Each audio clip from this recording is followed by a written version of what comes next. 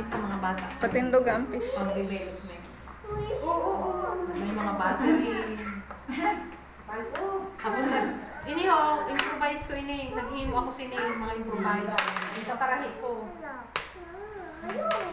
Kaya sira,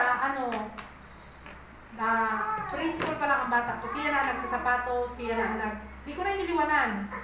Hindi ko na, ipapagod ko yun. Ang paghalik sa motoris kaya kung hindi mo yung mahalik sa magtalikas yun. Inaano ko talaga sira.